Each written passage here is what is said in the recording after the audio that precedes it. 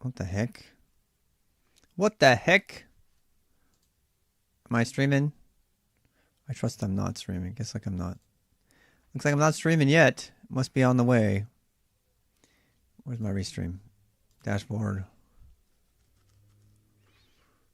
How am I offline? I just turned myself online. Aha! There we go. All right, so yeah, turn this off. I don't really need to watch myself right now, but oh well. Um, so I'm just gonna. I'm fond of writing these summaries in the description. Can I just say how great Restream is? I have nothing to do with them other than I'm a client. I'm not paying them for pro or anything. Obviously, it's a free service that I hope to someday be able to pay for. I want to give them. I like paying for good products, and this is a product that I really like. It allows you to push stuff out all over. They want like $30 a month just to remove the power by Restream, but I believe in what they're doing, and I want to support them. So anyway, I'm really happy because they just added this ability to put a description in your things right when you do it, and you've never been able to do that with Twitch, at least not as easily as you can here. It's much easier. At some point, who knows? They might actually make it so that their Twitch interface allows that to be done as well. And I'll really be ready to pay Restream once I know how well their API is for building command line apps to do the same thing. So I don't have to do any of this through any kind of graphic UI. Anyway, that's not the reason I wanted to start this. I came in here because I wanted to read the description. So in the last stream this morning, I concluded that we actually are combining two very different but identical things in the pegn package. And and that's for two specific different uses. So we've got those out there, but I assume who are going to want more fine-grained control over their parsing. They're going to want to use the parser structure, or at one point it was an interface as a structure, now only. They're going to want to use the node parser. I mean the node tree. They might want to use the mark that goes with the node tree, the grammar interface, which defines how to encapsulate all the information contained in a grammar, such that it can be used for representation and documentation thing. And and then JSON, the JSON stuff that mostly Greg has written on our team here, who it does pegn-centric JSON parsing, which is fast, much faster than the built-in. And so anyway, but then there's another group of users, which I put myself into this camp more than all the others, who are actually just going to want to use pegn.parse. And then they're going to get a node out of it that they can walk and do different things with it and validation and all that. And those people are likely, including me, going to be the ones who are going to make tools with it. So, I'm going to make a pegn tool, and I'm going to go ahead and parse the tree and then do code generation from it as well, so I can generate other code for other grammars, et cetera, et cetera. So this was kind of a frustrating thing to go through. But what I have actually concluded after going through all this, is that we need to have the two main pieces of this are this file, grammar.pegn.go, and everything else. Right? So this file is going to contain exactly the code that would be generated, and a lot of that code is going to be identical, literally identical to what's in these other files. And it took me a while to come to that conclusion, but it might have been more obvious to other people. But for me, I had to really talk through it. So this segment is going to be me writing a parser entirely in a single file that has no naming conflicts with its surrounding stuff. And that means I'm going to be doing things that, because it's all private, I'm going to be doing things that are going to look like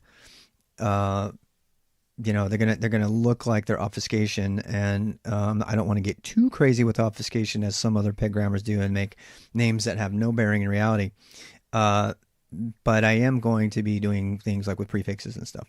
So, and I kind of struggled with that because, for example, I think I overzealously put a bunch of stuff that could actually be contained in an is package here, and now that I'm okay with having the separation between this .pegn.go and the actual package, that I can go back to doing that. So that means a little bit of a little bit of reversion there, and frankly, I'm going to go ahead and do that at some point. I don't know what that's going to look like, but I might just actually pull the because the grammar I restored. So actually, I wonder if I can do that.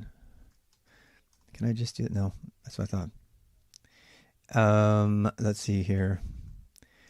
I wonder if I can do parser again. I'm just wondering if these things are still around. Oh God, they are. Nice. Good. That's what I want. So I'm actually going to restore something for this is a branch, and I'm going to restore the is subpackage. And the reason I'm going to restore the is subpackage is because it's just designed to be used as is, just like this.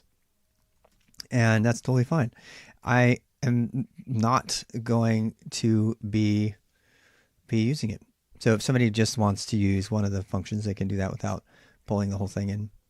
And yeah, I mean, I'm a little concerned about having this be here, given the fact that it's sort of a break from the grammar. But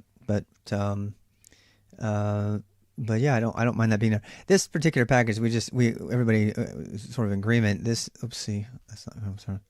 Is going to have some diversions in it, that are different from most packages that might end up using this pegn-go package module. So, and the is directory might be one of those. I'm a little bit, conflicted about adding code that I know I'm not going to directly use ever, because it can kind of get stale and fall out of synchronization with the other stuff. But I don't want to not use it. If anything, it gives as Greg mentioned, it gives a way to illustrate what's going on. A little bit of coffee there. Take a breath. So another thing I had to restore after my overzealous flattening is is just the interface for the grammar itself. And so yeah, this is sort of an interface to the grammar.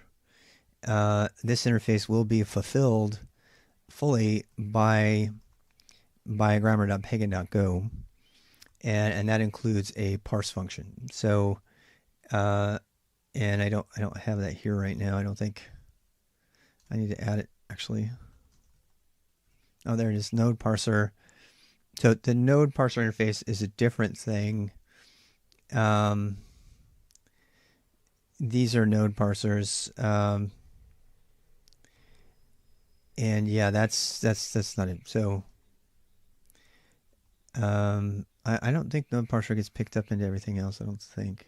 No, it doesn't. Okay. So yeah, a grammar has a meta. It has its components. It has a pegn, which is the original pegn grammar specification for the whole thing, and of course it has a parse function. Now, this is somewhat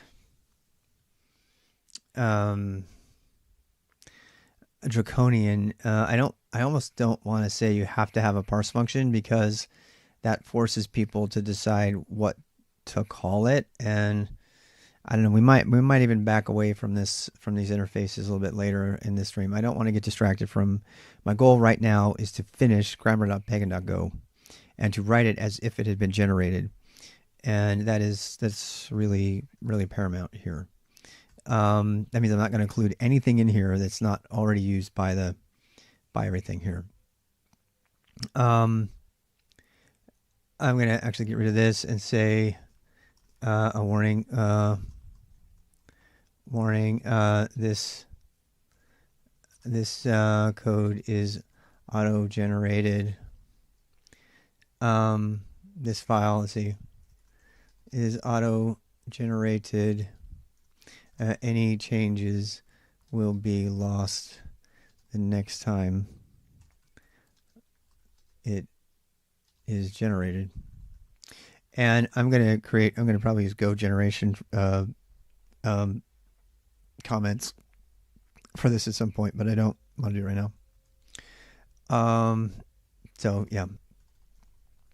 So we're going to get a parse function. The truth of the matter is we're probably going to end up with one massive parse function. And this is really going to be fun to write, I got to tell you. This is going to be really fun to write.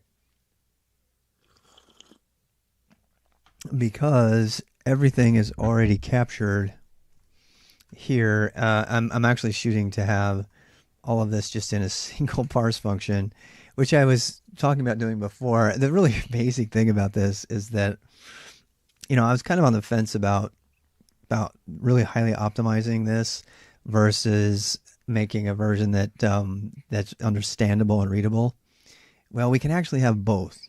And if somebody wants to understand this grammar, they can go read it through they can like do the broken out parts of it, or they can come here and read this. But here's the really crazy thing.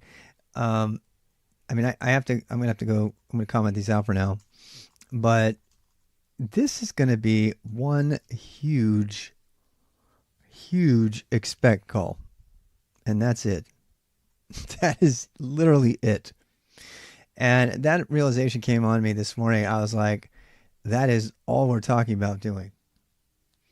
Because all we're really parsing here is a grammar. So I don't know if you saw, but all my other AST stuff, every piece of it is broken down.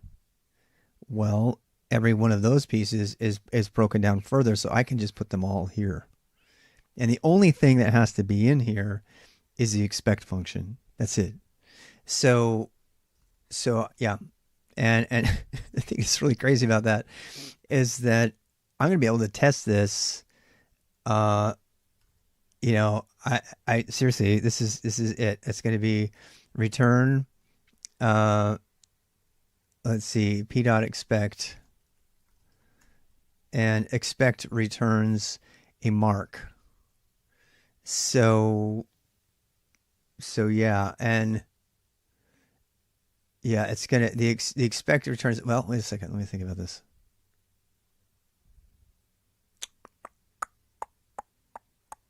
No, I'm gonna have to break it down. God damn it! I am, because you know why? Because we can't add nodes. We're gonna have to add node parsers for each one. But I still think we can do that all here. Yeah, I realize we're gonna have to add node parsers for each. And that's fine. That's what I was planning on doing anyway. All right. So yeah, I don't know. I still have a feeling. I'm not ready to write it off. I still have a feeling that we're gonna be able to write this entire thing as a single parse function, and be fine with it. And I just don't know if that can be generated from the grammar itself. But I'm willing to try it. So, as opposed to making it be multiple functions that you maintain separately. I don't know if that function call is that much extra overhead though. What I'm debating is whether to make node parse functions at all, and to get around them. So for example, the first one would be the grammar. So if we go back to the spec, we see, all right, so the grammar has a meta. So first of all, we're gonna parse grammar. So we need to parse a meta. So do we have a meta? So we could say if say p.expect. So we'll see. Do an expect, I guess. So grammar. Wait. Meta equals check for a grammar, and we do it. See, here's the problem though. Is this check function? That check function is going to have to be added here, and I don't have it there, so I'm just using the one from the package right now. So this is meta check for a meta. Well, what is a meta, right? So then we go down to the meta and see what it is. Okay, so we see a meta is this. So what I have to do is I have to break everything down into its smaller parts. And so if I was doing this as a code generator, I would read meta, and then I would go look up the meta, and then I would start to unpack it, and I would get to a thing that has to be unpacked, and I would go here, and then I would unpack that, and I would get here, and I would unpack that, and I would unpack all the pieces. so that ultimately, I mean, that could actually be coded. I'm not afraid of that. So that means all its finite elements, its terminals, can be done. So the meta. So this first one would be. So it would have to be, if it's a meta. I'm going to check and see if I have. You know, I have a meta. So do I have that? And then do I have a language?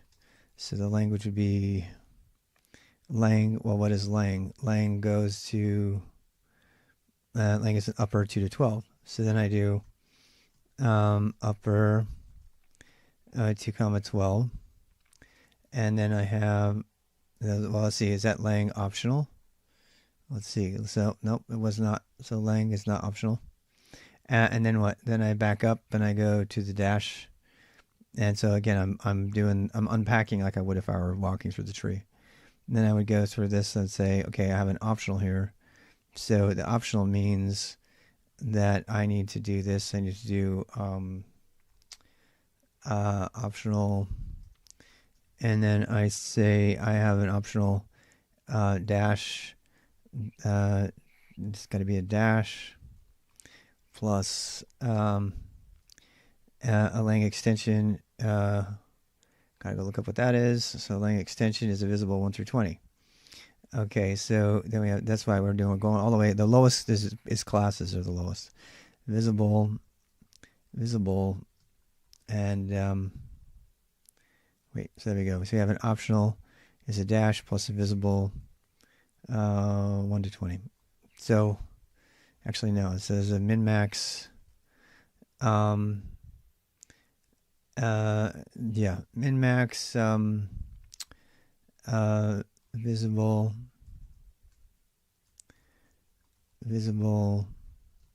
1 comma 20. All right. I mean, there's gonna be lots of errors here, but yeah, this is gonna be tough because there's lots of errors here. Nil, comma nil for now. Set that to shut up. Composite literal. Yeah, none of these things are. I'm saying comma and composite literal on line 11. Oh, right, because why? Because we're not using meta either. So let's see here. So we have 2 to 12, and then we have an opt, which is 2, and we have that and this. Oops, I'm missing one of these. There we go.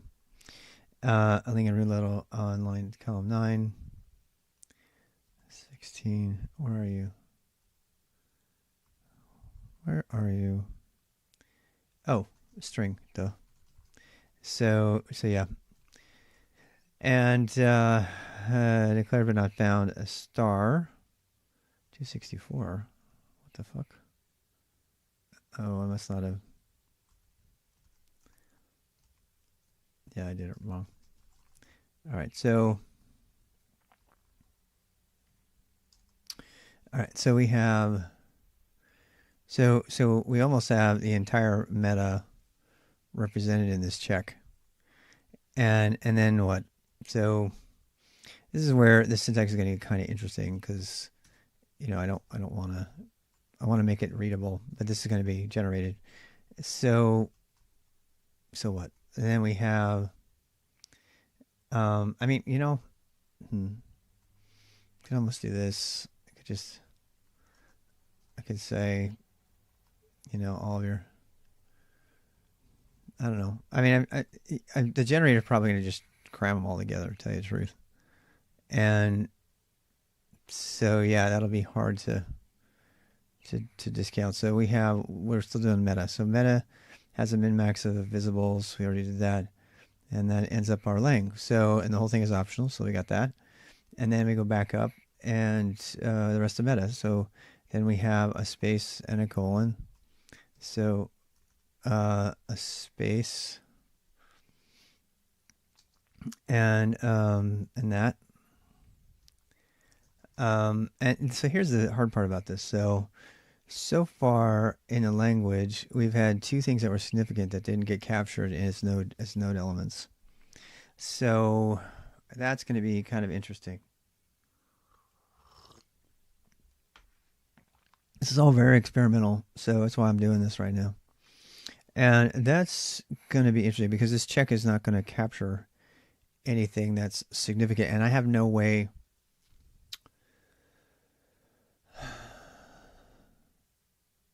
Oh my God, I think I just thought of something. I have no way currently of denoting what nodes that I want to capture.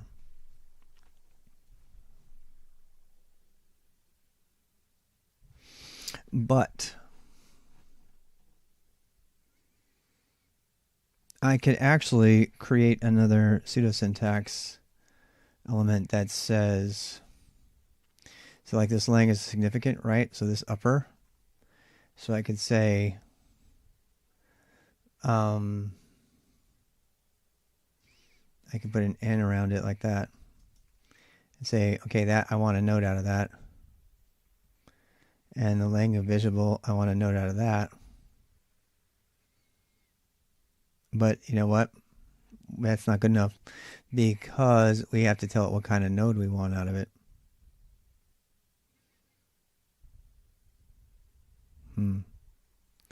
And I could still do it though. God, it's so cool. I could still do it. I could do this. I could do node. I mean, this gets really interesting, but I could do node and then put the type. And so this would be a specific number. So we'd have to figure out what the number for lang is right now. I don't know what it is, but it would be like 2, and then it would be okay. So basically, it would detect this. It would make this is syntax for make a new node out of this, and if it's not a node, don't put this stuff in there. It's basically a language. It's a sub-language that is actually implemented in Go. Oh my God, that's so cool. Because then I could do this. I could do, so I don't want this optional, right? So, holy shit. This is so cool. I'm so excited about this. So then over here I could do this. This min-max visible one is now comma. You know what we need to do is we need to put the type first. Yeah.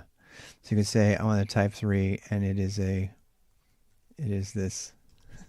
Fuck, this is so cool. All right, so a min-max would be a type 5 and it's this. If I, holy shit, if I do that,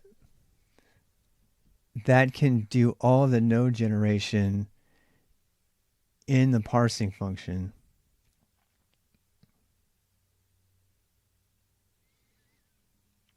Oh my God, this is so big. I have to start building up on this.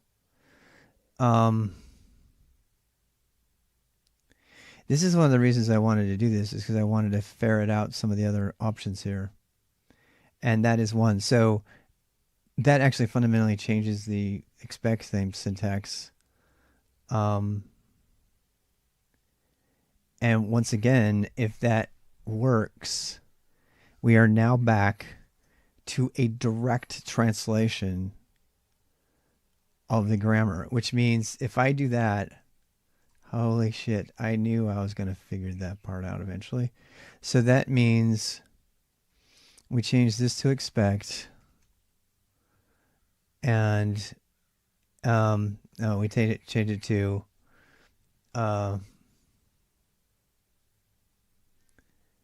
parse nodes, I guess. No, we do it to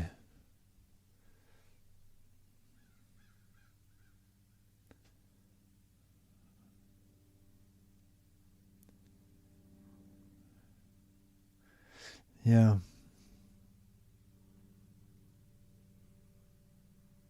Shit. I got a naming conflict with parse, otherwise I could do it. You know what I could do? I could make it AST. No, I go to REXGG Lang-Go. I have the stuff I recommend that you start with there. Just start reading about the language. If you don't know how to code at all, I would learn JavaScript first, and then I would learn Go. They kind of throw you in the deep end of the water and Go, so it's kind of... Actually, I think what I need to do here is do AST. That's actually all I need. Holy shit, this is so huge. Pegn-parse.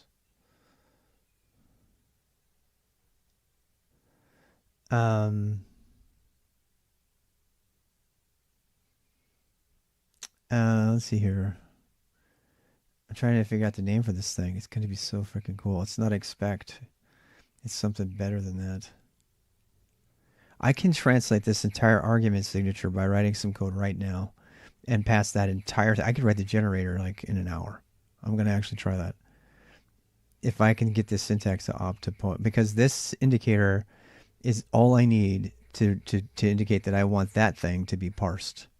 And then it would dump it out. Yeah, I know I can't stay on task for an hour, Greg.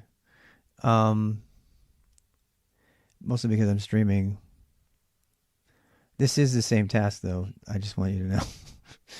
I'm actually having trouble figuring out what to call this thing. Metas equals AST.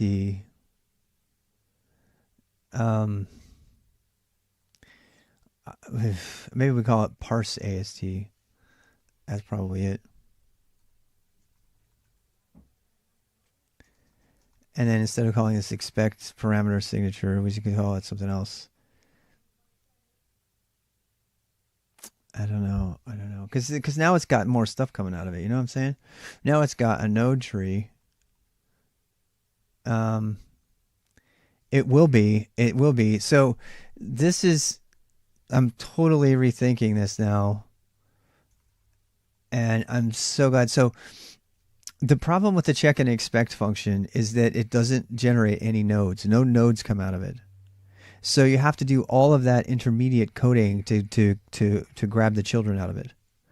But if we do this, if we give them an end-struct indicator, and we can have the end handler not do anything, but if we do have the end handler, the end struct, that means this guy is significant, I want a node.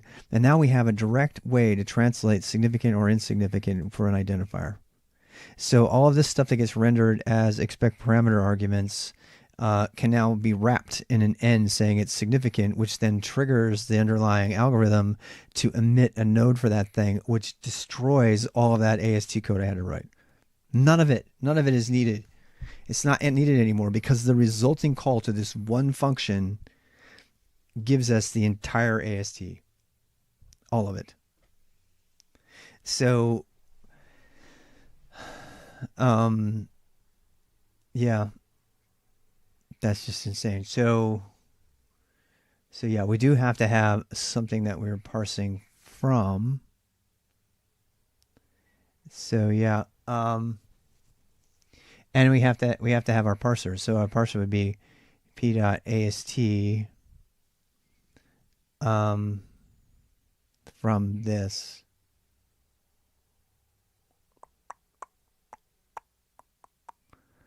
No, we need to initialize a parser. That's what we need to do. Yep. That's the way to do it. Shit. This is going to be so great. We don't even need to compile this stuff now. Holy fuck. Oh my God. I just cannot. Oh, I have to calm down. When I got by all the problems with compilation too. I think this gets by all of it. Oh my God. This is so fucking awesome. All right. So I've been trying to figure out how to get around that problem. So we just need to initialize the parser. But we need to set the AST of the parser. That's it. If we set the AST of the parser and it's this big long grammar thing that we've converted from the peg stuff, we're done.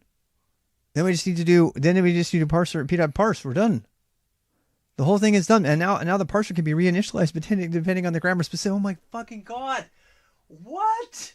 Oh my God! I cannot wait this.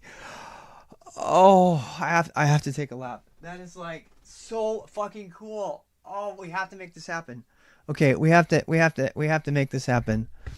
We have to make this happen. This is so awesome.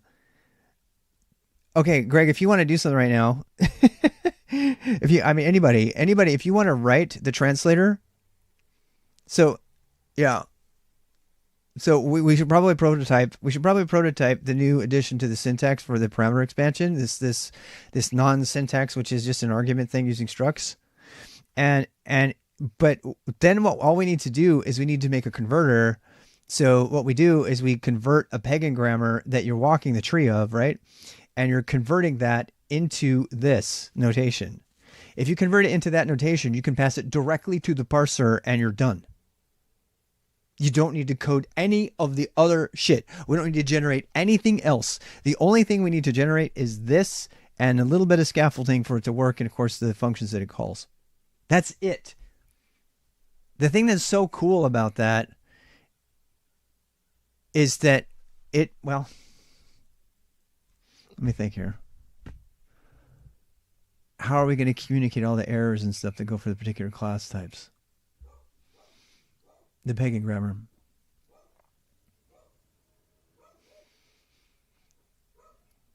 Okay, so so the only things that have to be generated besides this are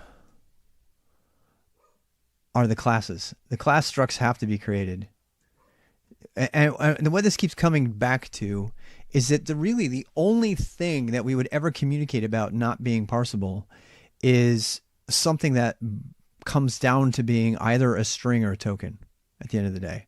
And that includes classes. So the only thing that needs generation about I'm not correct is that. God damn it. I just got so many things in my head right at the same time I want to get done. This is so cool. I'm so glad we got on this.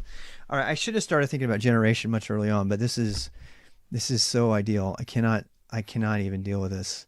And you know what's really crazy is that this isn't even this is like I cannot put into words because this is not even slow. This is going to be all structs. So they're going to pass in and the structs are giving the indicators as to which logic to use. It's just so fucking brilliant. And there's no way I would have got to this point if we hadn't like gone through the particular path that we've gone through. It's just so awesome. I cannot wait to do a Go conference on this. I got to finish the fucking thing first. But this is, assuming benchmarks are fast. Now I want to be able to map this against the benchmarks of other parsers because this is using the structs to indicate the different logic to use, and that kind of thing hasn't been done before. I think that might be, master's thesis material. I don't know. So I'm sure it's been done. It's got to have been done. It has to have been done. But why do I care? Why do I care? Because it's going to make grammar generation easy. It's going to make it so that we can generate grammars at any time, pass in a series of parameters of stuff, and be able to do all that stuff with inlining that we were talking about doing. Because all we need to do with inlining is generate all of this. Generate a parser that has all this information. So now we actually definitely need a single internal struct thing. Okay. I have to take a breath.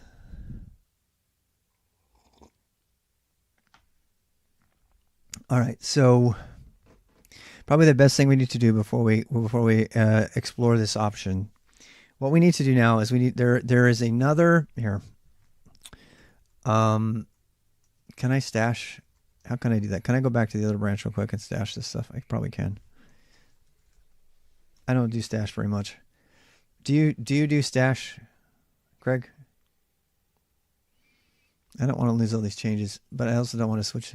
You just do git stash and then go back to the other branch and come back. Did I do that? I've never done it, so that's what I'm asking. Your added files don't get stashed though. I think git stash. Yeah, I know, but this stash then a stash apply. Well, I tell you what, I'm gonna do something safer than that.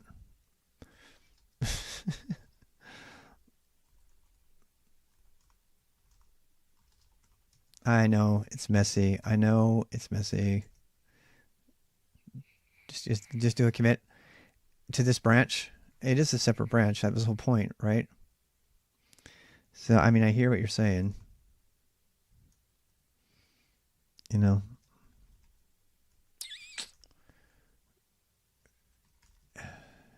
Yeah, let's do that. So, get status. Yeah,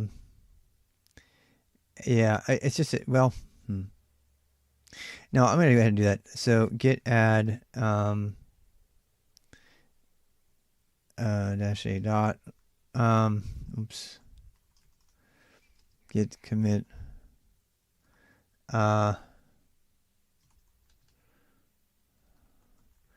This branch is not going to ever be merged. I can already tell you right now it's not going to get merged. It's just a way for me to play around with the code.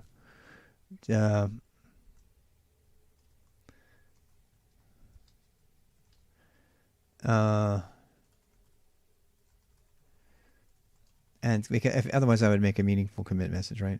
Because it would get squashed back into the main. I'm not going to do that. So yeah, I just want to be able to switch it back. So, well, what I was going to say is if you want to write a translator, and well, I don't want to jump the gun here because we have to prove that this works. So far, it's all in my head. It's working. And let me describe what that is real quick. But if you want to make the translator, then I can continue to go down the road of expecting that thing to be available. So what it would be is this. Let me just do the branch change. Get check out dash b master. That's, yeah. What am I saying? That was dumb.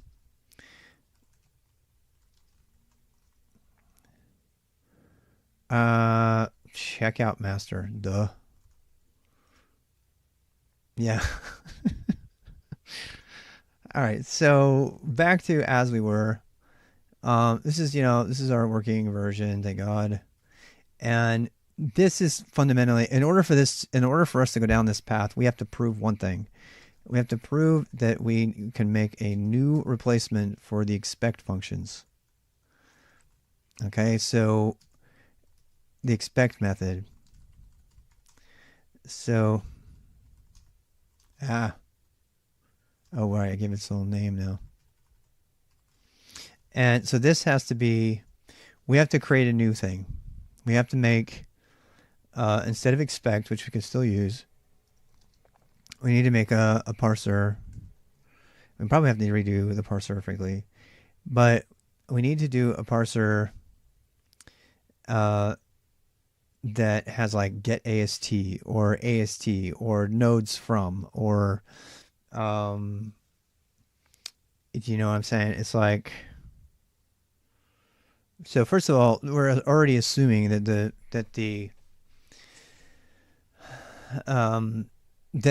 parser has been initialized and it's been given data. So, I mean, I think we need to do AST. I think that's the only way to do it. And what an AST is it's not only does it take in these you know, the pseudo syntax kind of thing.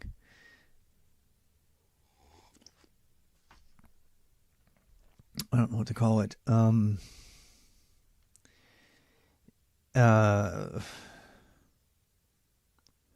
It's not a grammar. It's an implementation of the peg grammar. So I'm going to say that they kind of are.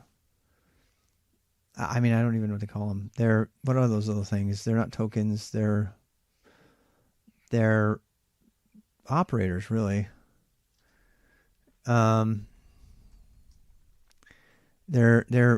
miniature little operators. They're like mini parsers. They're like parameters. Anyway,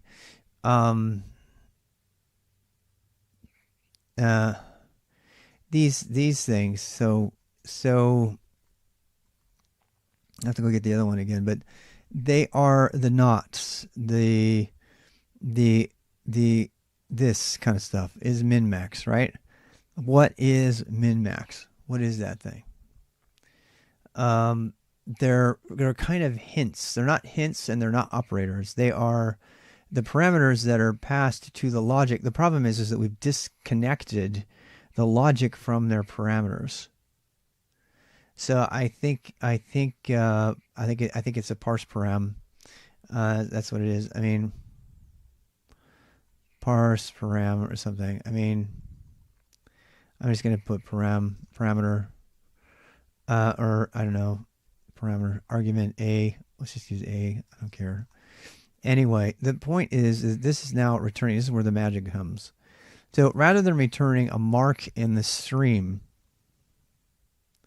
where, that you can then parse the offset from that, we are going to be returning an AST, a node tree.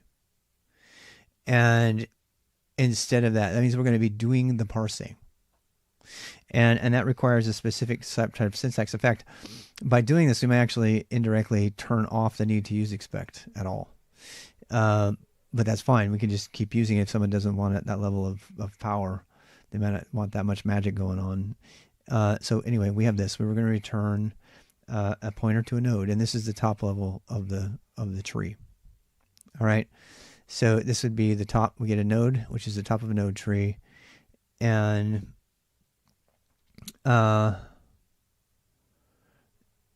yeah, and then we get.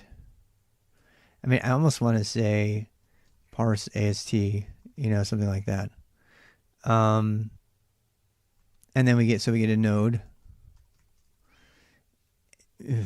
Another thing we could do. Well, no. No, I don't want to get in the business of metadata about the node. I just want the pure node. Otherwise, it gets too crazy because we have to submit structures to go with it to carry information and everything. And we don't need to do that. We already did that with classes. It was a pain in the ass. So we're gonna get a node, and we're gonna get an error, and that is it. Yeah, thanks. So return null.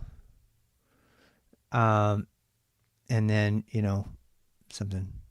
So, actually, if we get down this far, let's do this. So, node equals whatever. So we'll say var node is a pagan node. Is a node, and it will return the node, which will be a node tree, and then null if we make it this far. All right, so. This is going to, the difference between this and the other one is that this is going to do watch for n and parse from expect if found. This code we're going to write here is going to replace every line of all that fucking AST code that I wrote. Every line of it is now replaceable. I gotta get more coffee. I'll be right back. I'm sorry for the distraction, but this is where we're going with this, Craig. You know what? I'm gonna have to just. All right. Okay. Did you read the section on parameter expansion? When you return, can you write a test for this? Yeah, I definitely can. You're talking about a test for the parser for the generator. Actually, we could do that right now. Are you going to be here? Let's. Do you want to take a break right away, or you want to write a test case right now? Let's actually write a test case for the converter first, if that's okay. So if I write a test case for the converter, you could implement that. And all right, so if we do, what we need. Okay, so what we need is we need to get those parameter structures. We need to generate that code, but more importantly, we need to return structures that are populated from the pegn code. And it's ironic. It's chicken and the egg situation because you got to have parsed the AST in order to do that, to generate those things, which is it's still chicken and the egg again. All right, I'm gonna go get coffee. Do what you need to do, and we'll come back to this. The most important part of this before we proceed is we have to make sure that this is going to work. But what we're talking about doing is this. So I'm going to show you the old one. All right. So the old lib one, right? So see all of this code under the AST. Wait. Where? Oh, grammar. All right. So if you go under the grammar thing and you go under the nodes, which one is it? Parser Functions. Okay. So here's like the alpha. I said, let's find a better one. So let's like, I don't know, token ID. So token ID, right? So this is the code that was written to generate a token ID, and it works. This we already know that all of this code works, but you'll remember me like really like having to bust this out and to do all of this code and to say, you know, this I have a res token, now append it, and now I don't have this, and then go to and then rewind. All of this code can be represented, I think, more simply by a little bit of syntax that gets sent to the expect function or to the new parse AST function. Basically what we can do is we can abstract away all the stuff that's going on in here. See this right here? This is the main thing that's happening right here, right? And the problem we have is we have to do this whole optional stuff. So another problem with this is that we didn't ever have, but I mean, this is a good example. So this check is almost completely able to represent this entire peg line right here, right? So what we need is we need a way to generate these type of sequences in, you know, the actual Go code from this peg grammar. So let's say you parse this and you have an AST of this. You say, look, I'm coming across upper. Well, what's upper? Is upper. It's a class. Okay, so you detect that it's a class, and so you render it as a class like this, and then you create a structure for that, an actual structure. Not there's two things we need here. One of them that generates the actual written code, and another one that actually makes the structures that are represented by the code. So we have one for the generator and one for processing the actual generator. And then the next one is this. If we get to upper, same thing. But this is all grouped, so this gets grouped into ismin. It's actually there's now an yeah, I mean that's fun. So in ismin, and then it does an upper is one of upper, or is a sequence of upper of underscore plus upper, and so that gets translated. And but the difference is here we have expected blah blah blah, right? We don't even need that anymore. This code is completely done. Because why? Because we're not giving them those kind of errors anymore. The only errors we really care about are runes that don't match. Because every single error that's going to happen is going to be triggered by a specific rune that doesn't match a given part of the architecture. So the only things we really need to trigger on are, and this is the whole tokenizing versus syntax parsing thing going on, and it's kind of the problem we're having is because we've kind of melded the two, because peg melds the two together into a single process as opposed to two separate steps. So all of these expected errors and everything are all going away because they're irrelevant.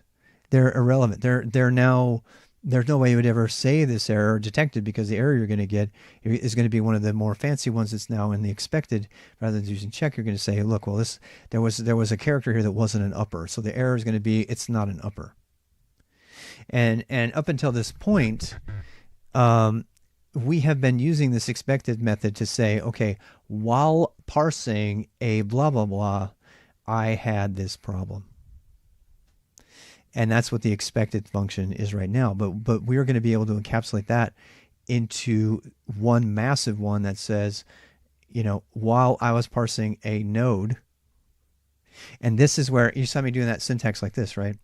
So this, by the way, all of this is this. So now I can do this, right? I know it's going to sound crazy, but now I can do ni, whatever, like whatever our ID is, I can do that. And then I can let all of these other things go there, just like that. And this syntax actually takes care of all the stuff about what kind of thing is being parsed, because now this maps directly to a node type. And then we can look up the node type by number when we're doing the error messaging and get it all. We get it all. It's the Holy Grail. And that's cool. I mean, this particular structure of having multiple things in here, because all of this constitutes a node, might be a little problematic because we're using composition syntax for the nodes, which is fine as far as I'm concerned. But yeah, actually, well, no, because the definition of an n is just going to be an integer type and then an array of interfaces. So that's what this is. This is just a bunch of interfaces. So I don't think we're going to need to do this. We might have to do that. I don't want to do that, but we might have to do that. The point I'm trying to make here is that every single thing that we're doing in the parsing and everything that's represented in the pegn grammar can now be represented as a sort of argument parameter syntax that can be directly translated from the pegn and you know, and then rendered. And that just makes any grammar rendition so easy, and it saves us from compilation. It saves us from compilation because if you use this method, you could actually create pegn, and then the output of a pegn function is this, and then that can be passed at runtime into a grammar checker. Oh fuck, it's like so cool. I just have to I have to take a break. Oh, that is so holy grail shit. I mean, that is like, I wish I could describe how cool that is. You know, hopefully it will start to materialize as we do it. But the really important thing is that this is going to make it so that people can write any code about anything.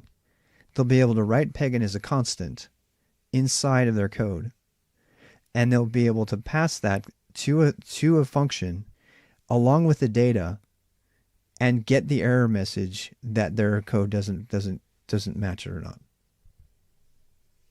right away. And if they want the tree, they can get that and they can parse it right away without leaving the code. They don't have to compile it or anything because of this translation into structs. This is saving us all this stuff we're doing by translating this language into something that's in Go and that ultimately gets translated into symbols which are already compiled is going to allow us to bypass the compilation that was necessary with regex. It's just so fucking awesome. Okay, I have to go. I have to take a break. I'll come right back and get right on it. But it all fundamentally depends on this function right here. It depends on this function right here and being able to add another handler called is.n. Actually, not is.n. We're not going to do any of that in expect. The is.n is going to be trapped up here. And if we find an n struct, we're going to go ahead and parse that and then call expect. And we can actually test all of this using our old one, this old one here. And we can write a test case for it that will show you the translation.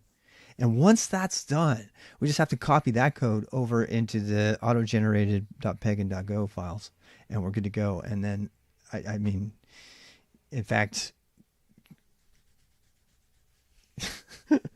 I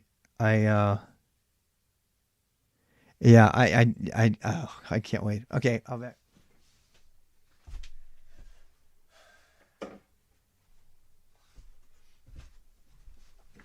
Yeah, today's coffee is definitely working well, guys. I'm sorry, but my God, that is like such a huge breakthrough for me. I'm so happy. I cannot wait for it to be done. Guys, this is why coding can be fun. It's like when, the fun part of coding is having like a really serious mental breakthrough. And for me, those are not very impressive to other coders.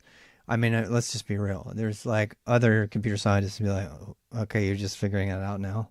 We've been doing that for 20 years. But for me, I love it. And it's just fun.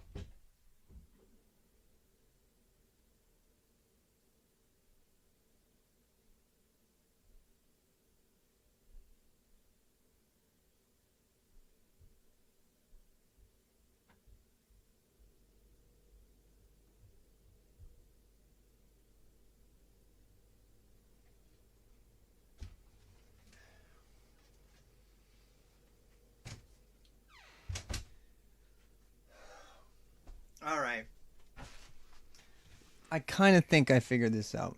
This is kind of like, how to explain it? This is kind of like bytecode that doesn't go in a separate file. That uses Go syntax instead of actual bytecode. It's kind of that.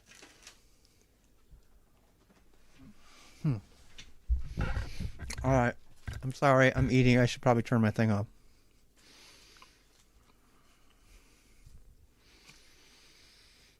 All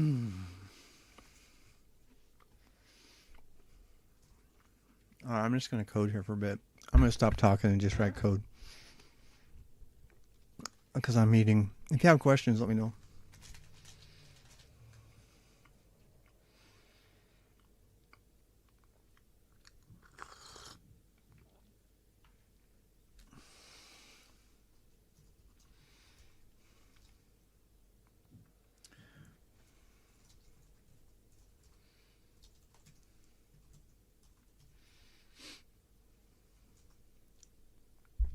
Hey, should we put some like...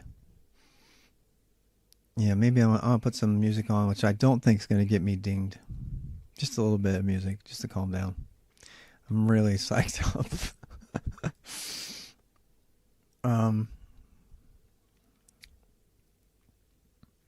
To have a blog, it is a long way to do it. But it's also sustainable and something that can be done inline.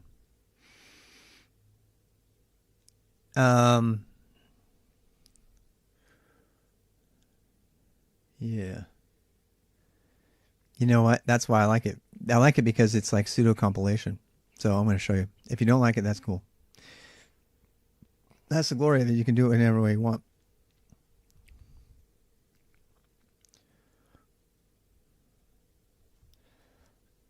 If we're going to ever have inline grammar compilation, we're going to need to do something like this.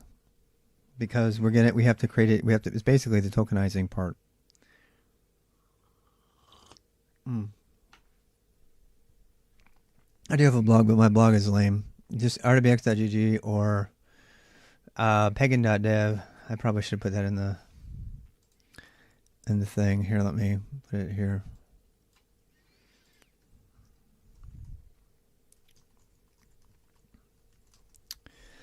All right, so a little bit of music. This is robs.io, which I absolutely guarantee you guys don't want to read.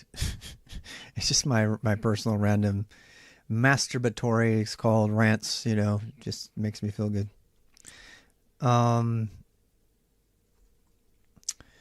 And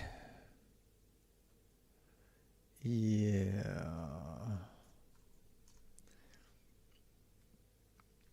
Yeah, I like this approach. I'm going to keep it. It has advantages in ways that are sort of hard to put into words. I don't want to put anything on that's going to get me ding dong. Is there any? I think this one's free. Some people don't like synthwave, but I need a little bit of it. Well, I'm just going to be coding here.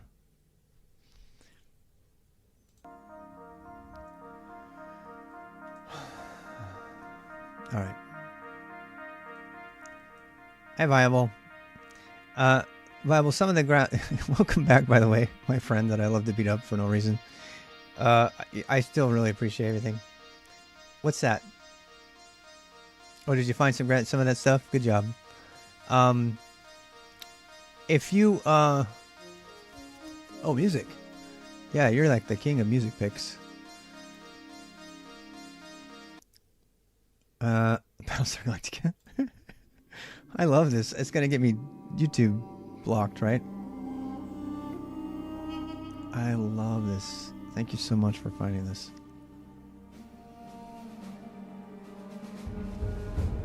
I freaking love this. Thank you, sir. It's exactly the perfect pick. All right, so what am I doing here? Well, to be muted for it. Yeah, I know, but it's like it's gonna give me a ding on. I don't want too many dings on YouTube. I'm actually more afraid of those, my friend. So it's like, you know what? Fuck the music. I want to be a good citizen. It's only 1 minute long. You know, yeah. All right. So you guys put your own music on. I know you got some out there, right? Again, I'm gonna deliberately move the mic away from my mouth for a bit so I can focus on this.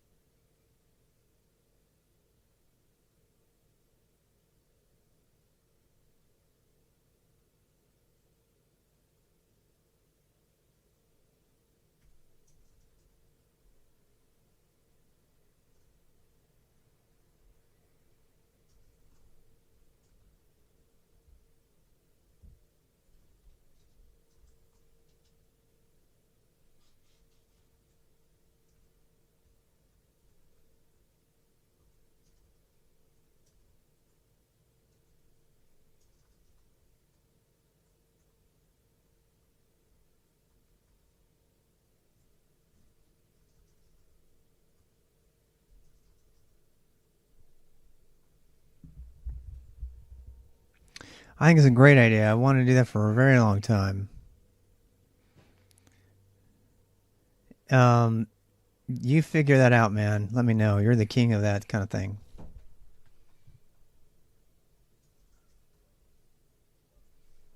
Mr. Gabe, how's it going?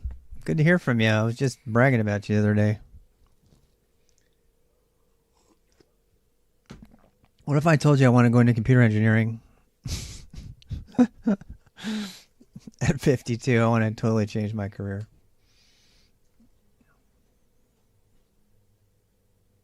I know, funny, huh?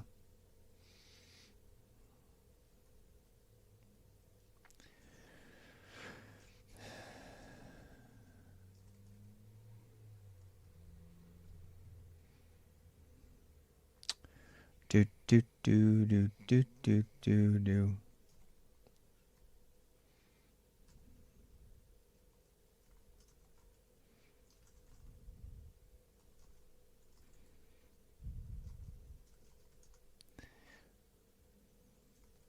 Microcontroller. What? Really? No.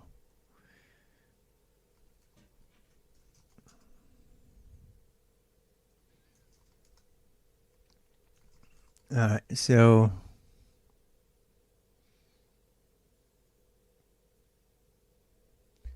yeah, this is so much better.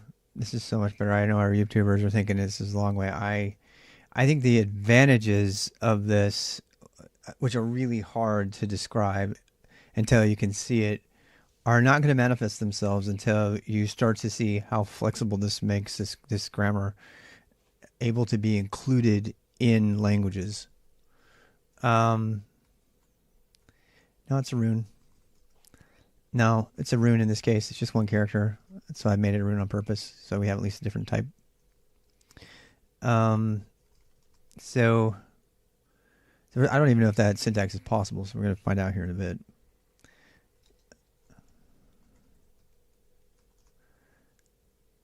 Well, that's might send a binary. It goes worse, viable.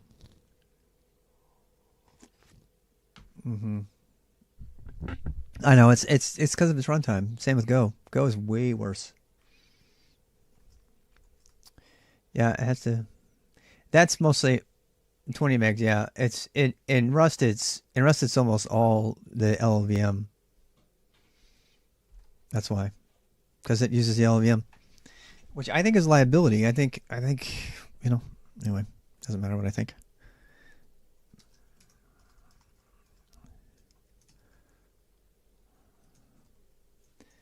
Undefined node on line 12. Expect echo node. What are we talking about? Oh, it's a pegn node.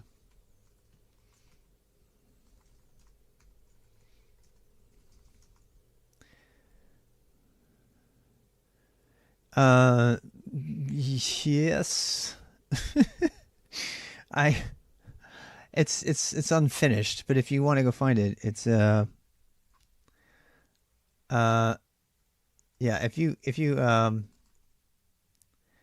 it's all still out there. It's in RWX.g. I still will do it eventually. I just got too much shit to build. RWX.gg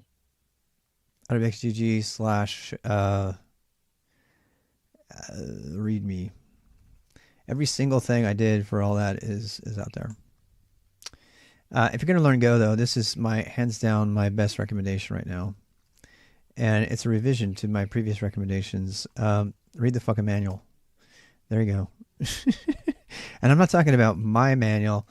I'm talking about, that's all the code that was originally on rwx.gg.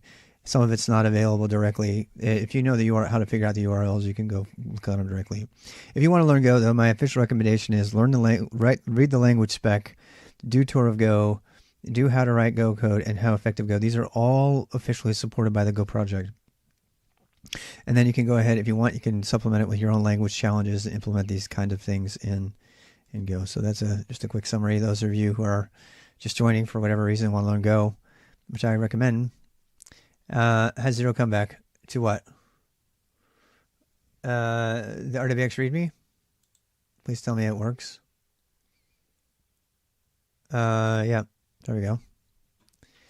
And so yeah, this has got all the good and the bad built in. Goddamn, why is that so disgustingly bright? You know, I am not a fan of Firefox. I'm going to say it. I'm going to chuck it again later.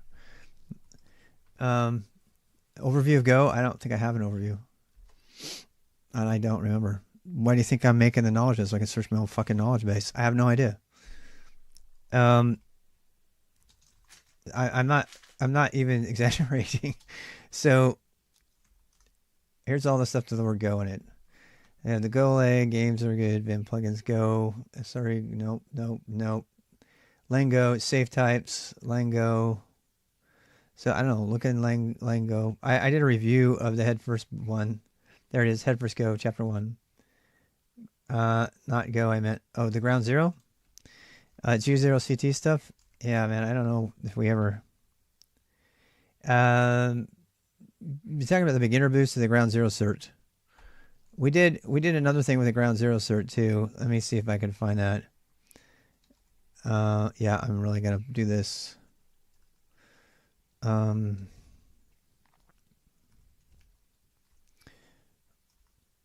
god damn it. I wish they would change the default. The default like that does. I think it might be a Mint thing. Yeah, I'm pretty sure.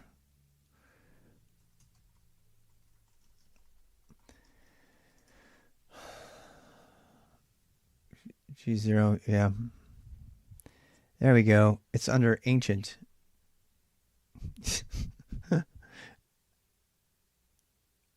Why did I even put that there? That should not be there. Now, you know what? I think this is different. This is something I did a long time ago. We had another name for it. I can't remember what the other name for it was.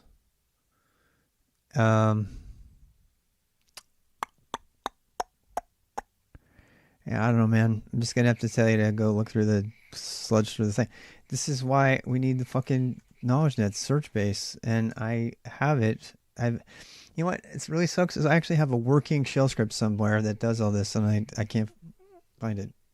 I kid you not, because I'm all over the place. You saw me messing on my .files. I'm not proud, people. Don't be me. Be more organized. I get shit done, and I'm employable, in case you're wondering. But don't. All right, undefined n. Parse just n. There is no such thing as n. There is no n. That's got to be going into our is thing. So I'm going to do that in our expect. And I'm going to define a type called n, which is a struct, which takes an initial type, which is a type. That's the node type. And that's an int. And then it takes an array. And the array is one or more interfaces. I hope I don't have to put quotes or curlies around it. People are going to like puke when they see my composed structure definition syntax. I don't care. Stuff. I still don't know what to call these things. I want to say components, but they're not. They're subtree nodes. They are, yeah, they're everything that goes in it. So should I put sub? I should put sub. It's what it is. It's a sub. It's a sub node, subtree. Sub. That's what it is. It's an array of interfaces, a slice of interfaces. So yeah, let me just actually see if I can even do that. And yeah, examples. And this is going to make me do is everything, which is fine, I guess, for now.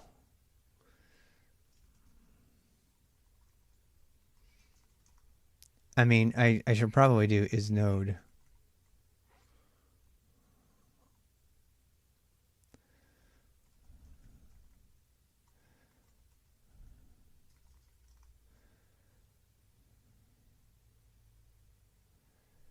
Yeah, I could do is n or is node. You know what? I'm going to make it node for now. Is that it's more readable? It's like, it makes it wordy, but, you know, it's going to have that much stuff in it. I kind of want it to be wordy. So some is not a node. So this stuff is a node. This is blah, blah, blah. String. So it's a way to do that. Challenges. Language challenges.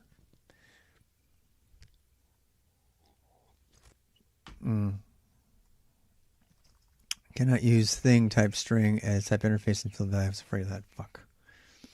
Which means this. Unfortunately. I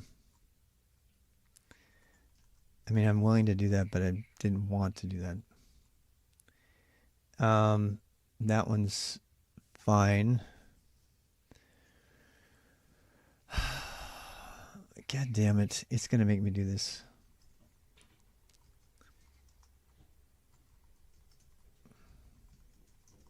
Now we're in like closure hell.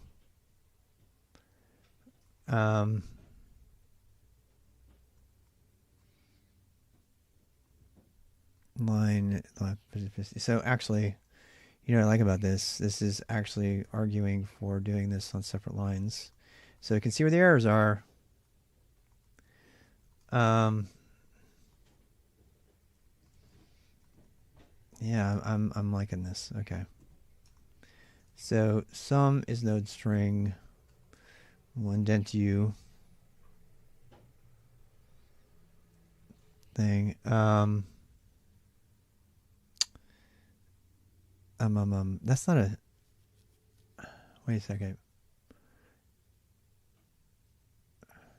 Oh. Yeah, I have my own syntax error here. Did I say that?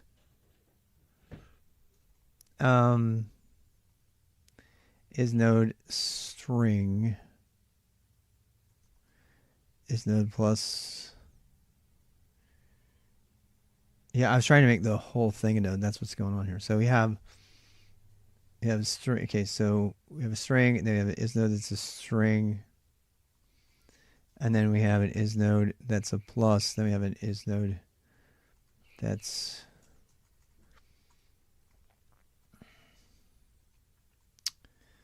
this is not fun, but it's going to bias composability later, and I cannot put into words the value of that until I can show it.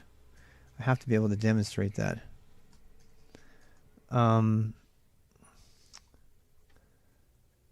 need one of these,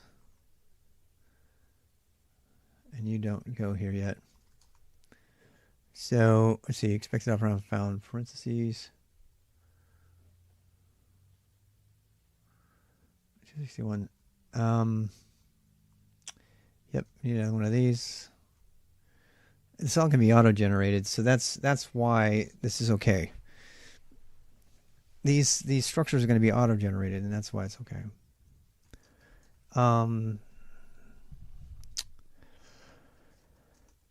Composite literal. Missing type in composite. 58. JavaScript parser in C++. Nice. Yep.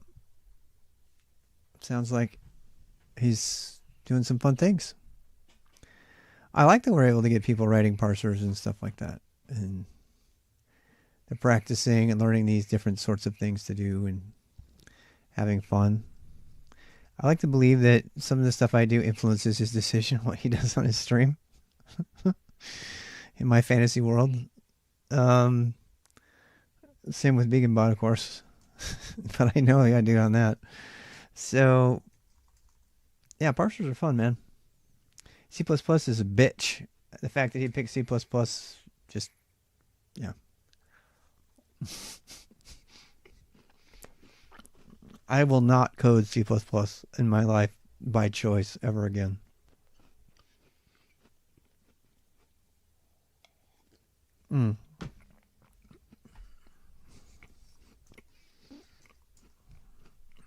All right, so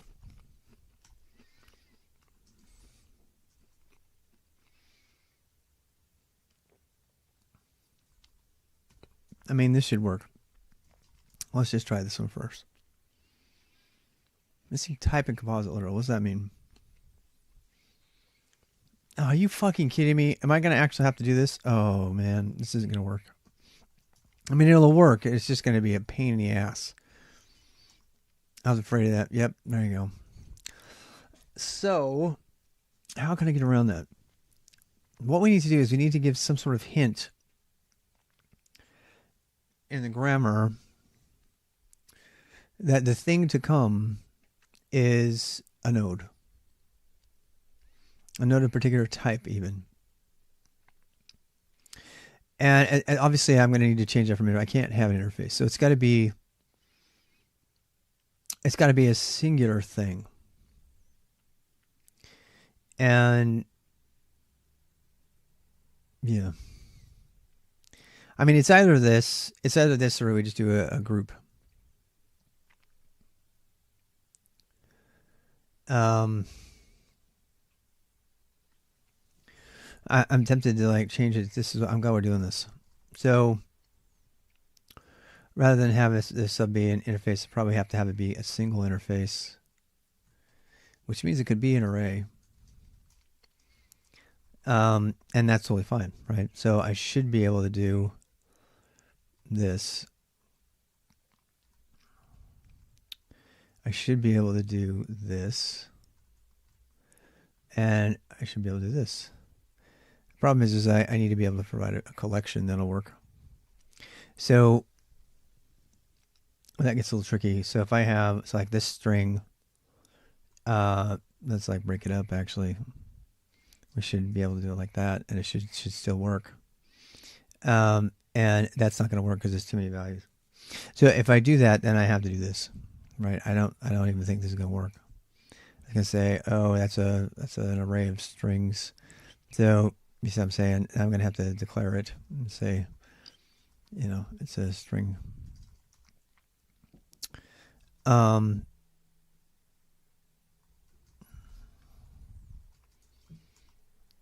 And that's fun. But, I don't know. If I want to get this parsast, I did, but it might change. I'm just thinking out of my ass right now. So I'm playing around with this syntax because I want to make this clean as I can anyway. So right now it's just a single item. So if I wanted to have it be a group, it'd have to be something else. So what would it be? One of the things I could do is -g.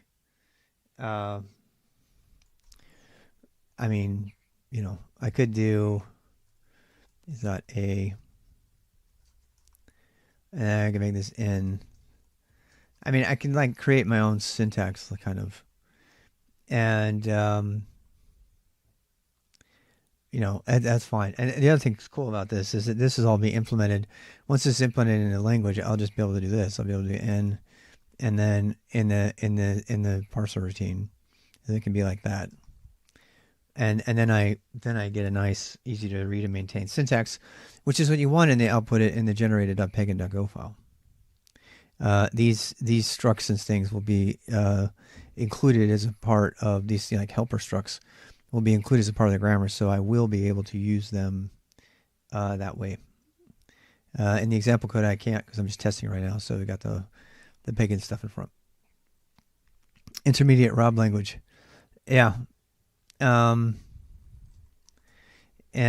so yeah, and then we have this here, and it is kind of an intermediate language. It is in between the pegn grammar and the implementation language. And frankly, I want to make sure that whatever method we use, in this case a struct is fine, that we allow other languages to implement this as well, because this is kind of the secret for making a simplified parser. And you don't, because you're using structs, we're not paying anything in performance really. People might say, oh yeah, but it's generated, no one gives a shit, they're not going to look at the code. And I disagree. I think people want to see the generated code. I know I did when I made my language and I was using the Go thing and I had a bunch of abstract, obfuscated names. I couldn't tell what was going on. Fucking hated that. Couldn't debug it at all because I couldn't tell where I was or what my error messages were. It was fast and it did the job, but it was horrible to work with. So I like being able to use things easily. And if we have to do this with the big old pagan thing, that's fine. We'll just put one to a line. That's not. It's easy to read. The point is clarity for the developer. So that means I got to do this though. Make this an N, and we'll make this a. Well, the truth is I already have a group. See, I already have a sequence, right? So I mean, I already have that. So I could actually. Yeah, I could actually, yeah. The sequence is already the built-in one, so I could do that.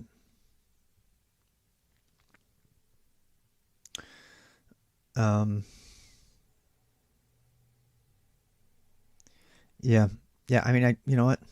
I mean, this it's not pretty, but this accomplishes the same thing.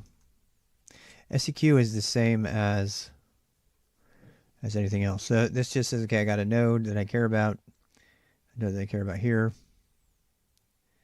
It just means that anytime anybody wants to group something as a significant node, they're going to have to do it as a pegn.seq. So the syntax exists is what my point is. The syntax for doing this exists. And I'm going to put node there. I like that it's readable. The whole point of doing this is to make it readable. So if I'm going to try to save on typing and all that shit, this is not the place to do it. For the 5 solid principles. I know the fucking solid principles. Yeah. And so, yeah. And this is not the place to do that though, because this is a grammar that's going to get ultimately generated. And I'm just simulated in this particular thing. And, so there are no interfaces. In fact, I just destroyed the last 3 interfaces I was holding on to, because this does not lend itself well to interfaces, because it's generated code that's never going to get re-implemented by anybody. But I do need to indicate them. So another possibility, of course, would be to implement these as interfaces instead of nodes, instead of structures, but then you lose the syntax completely. And then I have to do constructor shit, and no. And not doing that. This isn't an interface, first of all. So that's why. Yeah, none of that applies. Sorry. Hi, Mac. None of it applies because we're doing an intermediate language, and we're not going to do. Yeah, we're just not going to do that. And you know what? I'm kind of relishing the fact that I'm pretty much flipping off all the traditional ideas. Compiling C takes so long. Hi, Gabe. Yeah. So this is, yeah. Hey, just joining her construction. She's constructor shit. I mean, okay, if I do this as an interface, first of all, that forces us to do a function call. Unnecessarily. There's no need for a function call here. The reason to ever use an interface, I'm kind of getting spun up, sorry. But the only reason to use an interface is for, potential abstractions down the road by others that you are not aware of. And I'm gonna invoke another principle that I can't cite the source of, which is don't implement an interface until you have at least 2 uses of that interface. Because this is an abstraction that you're not going to need, and then you end up with a terrible abstraction fly strip, to quote Brian Cantrill, that's a piece of shit, overly meta, complex things for the sake of potential and expansion later. So, people who've normalized the 5th normal form are also in the same camp. Sometimes it's not practical to do that. And it's not even according to all the other values of things. So, I am not going to say those things. That 2 uses threshold regularity with fake objects. 2 uses threshold regularity with fake objects, yes. C takes too long to compile. Viable, you might be the one that told me about it. I don't remember. Can you tell me what kind of backward compiler are you using? Are you, by the way, are you using CLang Mac? Gabe, meet Mac again. He lives in the compiler all day. Thinks no one should code in anything but C. So he's actually he's making his own grammars too for stuff to represent stuff. So yeah, in this case, FSM, right? Yeah, FSM. There we go. Thank you for that help. Um, State machine stuff. Yep, finite state machines. Um, and let me ask another question. What would C do? Well, instead of what would Jesus do, what would C do? What would C do? You know, I'm going to start asking myself that question a lot in my Go programming. And you know what? It could be fucking heresy. Why do you think I named it pagan? If you're going to judge me because I chose a struct over an interface because it makes more sense for this application, just for the same exact reason that the Linux kernel uses pointers all over the fuck, because it's more efficient than the other object-oriented, shit that's been invaded, then so be it. The fastest way to communicate is by using shared pointers. What would closer to? Yeah. And it's so I'm look, if you blindly accept a paradigm or a law or a rule from Uncle fucking Bob, that doesn't fit your situation, then you deserve what you get. And I'm not saying that we shouldn't listen to those things and consider them seriously, but you got to have the courage to back it up and say, look, we are never going to have somebody else using this other implementation. So why are you worried about abstracting it away behind an interface? A struct will do just fine. And I can show you plenty of cases in the standard library of any language where that's been the case. So particularly when performance is concerned, but I am not going to invoke premature optimization here. FSM is not a language specific thing. You can implement it in any language. Yeah.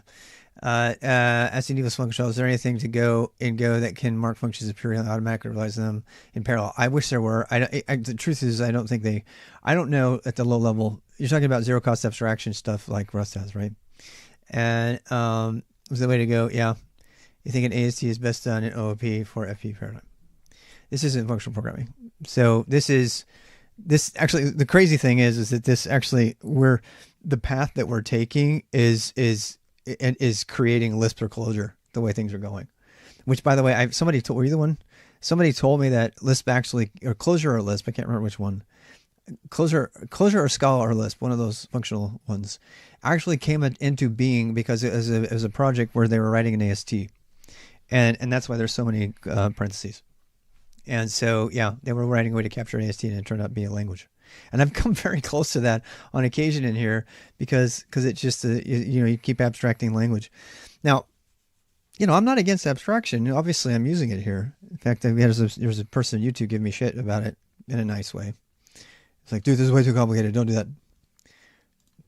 And there he goes. That's a long way to do it. And it might seem like the long way to do it this way with this intermediate language syntax, but I actually think that it's going to bias pseudo compilation in line so that we can define grammars as constants and use them in our code without precompiling them. And that to me is the fucking holy grail. That is the holy grail. If I can replace regular expressions in every place that I use them, almost every place, with a miniature pagan grammar instead, and I can walk the tree of that grammar, I will take that every time. The failure with regular expressions is as soon as you start grouping a whole bunch of things with parentheses, and then you have subgroups of subgroups of subgroups, and you can't unwind the whole fucking thing to know whether it's parameter 1, 2, 3, or 4 that comes out of it. Regular expressions fail miserably if you start to capture more than 2 or 3 things, and particularly if those capture points are within another capture point.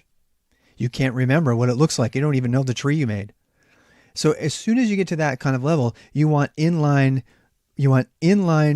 ASTs or AST generation from a grammar that's readable, and that's pagan. And this kind of thing can't be done without an intermediate language syntax. Yeah. So that's why this keeps coming up. This pseudo language that's coming up is not a language at all.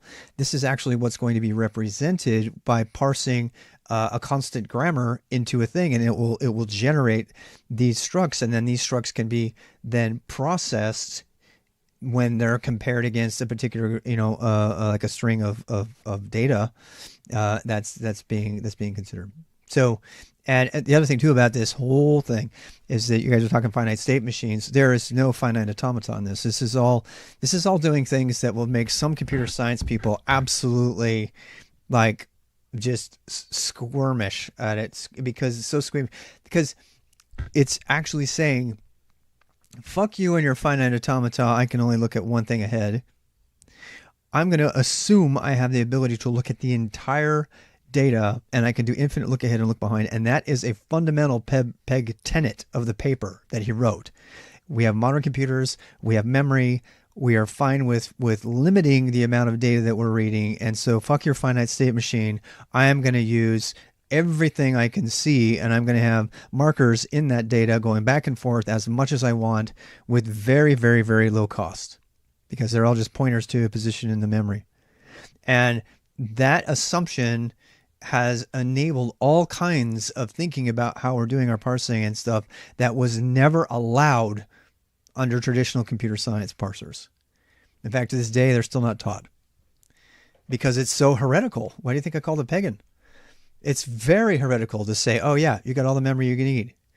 I mean, all the theory and everything that's written up to calculate the maximum total amount of memory consumed by a given grammar and a way to parse and everything is all bullshit, because you have a practical world limitation on how much memory that is. And as long as you ensure that practical limitation is met, which is how modern computing is pretty much done, then, and certainly true for any kind of web development where you've got, you're reading from things that have finite content lengths. I mean, any HTTP request has a finite content length. You're trusting these things already. So if you're already deciding and limiting the amount of data that's coming in, you've already met that limitation. So in the practical world, all of the finite automata shit doesn't have practical application as much as saying I've got an unlimited memory, unless you're Mac. And if you're working on a truly finite, memory system, then yeah, FSM makes total sense. I'm not downplaying that usage at all. But, if you can limit the memory before it even gets to, and I'm not the one who said this. That's Brian Ford's fundamental premise behind PEG. And there's very intelligent people, much more intelligent than me, who have already bought off on that idea, including Guido van Rossum and God, however many more. They're rewriting the Python parser in PEG. So, enough for that. Okay, so back to this. I got my I got my thing, and I think it's paradigms work better as a part of professional dev toolkits rather than philosophical dev's ideology. Yeah, I think I probably agree with that. I agree, and you know what? That's why, D. Let me just say, that's why I'm such a fan of this book that I'm reading from Kyle Ludon about mastering the data structures and algorithms in C, because he takes a practical approach from the very beginning. He's like, this is why I like Martin Fowler, right? We talked about this before. Honestly, I've kind of got a chip on my shoulder against academia, and I need to get rid of it because they have a lot of good things to offer too. But I'm so fucking tired of trudging through an $80 book just to get practical, applications of data structures, algorithms, and queries and stuff that don't materialize. Same reason I don't like just learning math without knowing why you're learning math. Go to like the normal primitives. Yes. Anyway, so yeah, I'm gonna shut up again. It just work, but I am so happy to have this. You know what? The great thing about open source is no one else has to fucking like it. I can just like it myself and make shit with it. God, if you saw the disastrously bad code that's out there, that's in everything that's used every day, that doesn't even pretend to like have put any of this into practice, it's kind of sad actually. The disconnection between computer science theory and practice is like really fucking distinct. At least it is in the stuff I've seen, and I haven't even seen that much stuff. I'm sure some of you have seen it a lot more in the wild, all right, so I have a node here. I have a type. I have the subtypes or whatever, and node. I'll put this statements for use in a language parser instead of pagan. because my state machines are very different applied in real-world embedded applications where you're not parsing like a real model real-time motor control memory systems. Yes, Mac, that's exactly what I said. Yes, that's exactly what I said. I said your case, a case where you do have finite systems, is not subject to the argument about unlimited memory of PEG. I would say that's actually one of the reasons that I'm interested in learning the old-fashioned way better, is because that is a very real need in our world still. You know what I mean? It really is. I think it really is. I think for mainstream grammar creation, which is where I'm headed with PEG, and maybe not so much. So for you, I think, hey, Dusty. Yeah. So, yeah, exactly. And that's what I'm trying to say, Mac, is PEG in general, or PEG, the original PEG, is making some assumptions about those cases, and it's opening up the possibilities. You have FSM for here, you have, kind of unlimited memory usage of PEG over here, and picking the right tool. Once again, pick the right, methodology, the right model. Completely agree. I'm just gonna put this here. Even bother replying if you don't want to back. Yeah. Do you guys know each other yet? Meet Mac. Mac can be viable. So yeah. Cannot use type string and pick a real value. It's not implemented. Okay, what did I do wrong here? Pick a string, pick a plus, pick an else.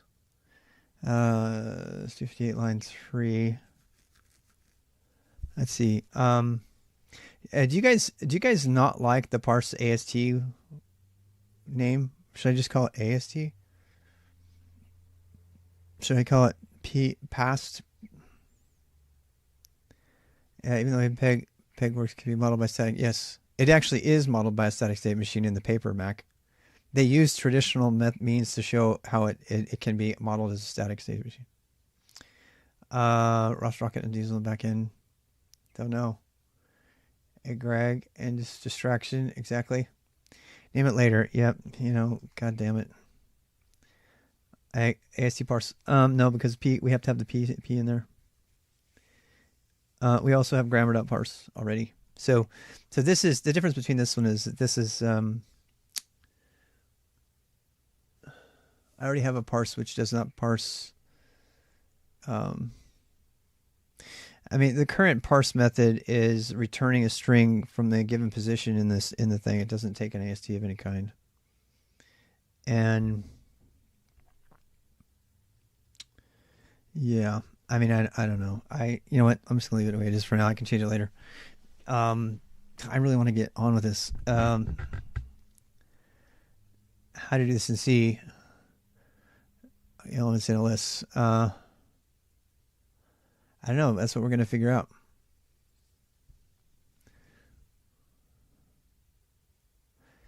Yeah, I mean, yeah.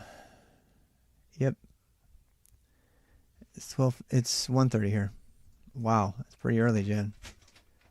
Hello. Someone is walking. Whoa, what is that? It's like a healthy lunch, randomly from emerges. Hey, thank you. Welcome. I love your dress. She got a new Patagonia dress. Looks like a big flannel shirt. Super comfortable. Ow.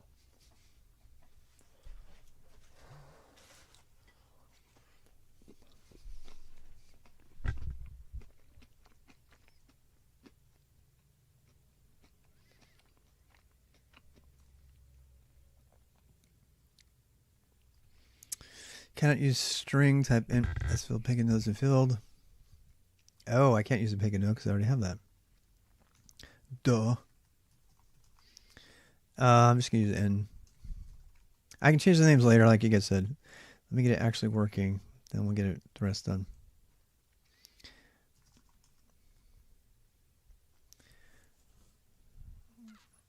That I need to draw, yes. Yeah, well, that's kind of, I'm glad you mentioned that, because one of the things I like about the resulting AST is you have something to draw. That just that's not cluttered up with a bunch of convenient shit. Well,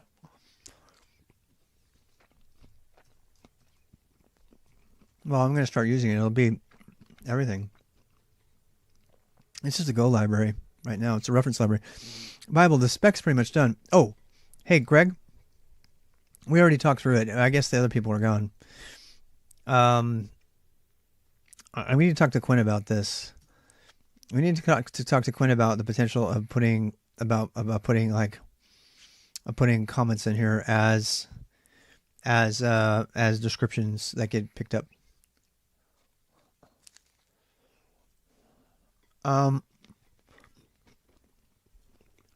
Teenagers need 11 to 12 hours of sleep. Scientific fact. I get railed on all the time. Ramingo, how's it going, man?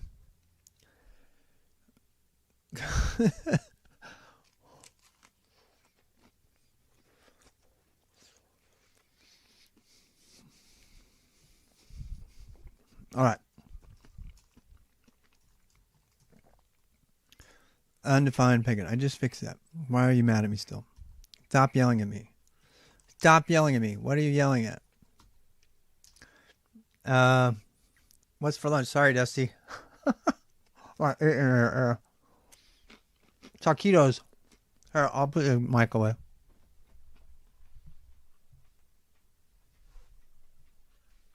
That's such bullshit, that whole sleep thing. You know what? That's what everybody tells you. That's not what they actually do.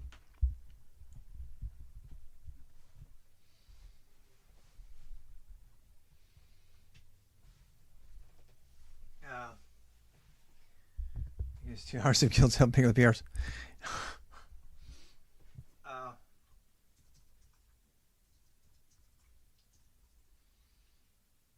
Let's see here. 58. I just defined it. Oh, it's not. God, it might feel stupid. Stupid.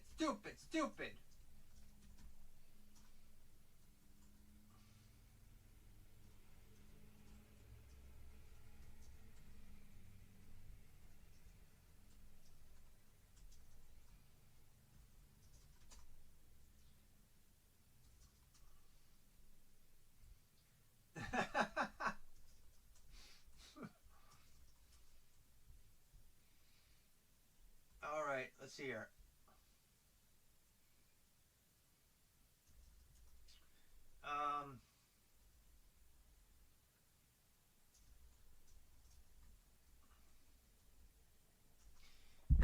Greg, you see anything wrong with that syntax? Did you see that example? Did you see that example? I mean, other than the normal complaints, like why do you have a pseudo syntax? Why do you have that? Blah blah blah. Why is it a structure? Why is it not an interface? Besides that, does anybody have any input on that? So when I'm talking earlier, when I was talking about translating stuff, so let's actually translate something from the standard thing. Okay, let's take one of these. I don't know which one. Let's take one that's got a lot of low level stuff in it. So I don't know. Let's see. You want to set relative number. I don't like relative numbers. Yeah, I hate it. Streamers use it a lot. I hate it. I used it for a while, and then I was like, fuck that. I'm not using that. I'd rather let the line. The reason because I want to be able to tell people what line number it's on. And I don't span in the thousands of lines usually. Yeah, I'm not a relative number fan. I might change my mind tomorrow, but right now. All right, so here we go. So here we have air functions looks very similar. I bet is palatable for a compressor. I wouldn't know that, but yeah, we definitely need to look for that. That would be cool if it is. Those structures you mean, yeah, or whatever. So we have an integer, a DQ, and a literal. So let's use a terminal short. How about that? So actually, no. Let's assume we're just terminal short without the alternatives here. Actually, children short and node short. That's a tough one to do. I mean, all of these can be rendered. So what I'm trying to do is find one that has something significant in it that can be captured. So I forgot. How do you copy code from Vim to clipboard? I don't. I use Tmux or I use my mouse. Yep. A lot of people like using hashtag. I don't use those at all. I know. I know. I probably should. It's like I didn't use macros till last week. So lots of people use Vim, whatever. Oh God, what's the name of them? What are they called? Registries. But not a fan. Like, yeah.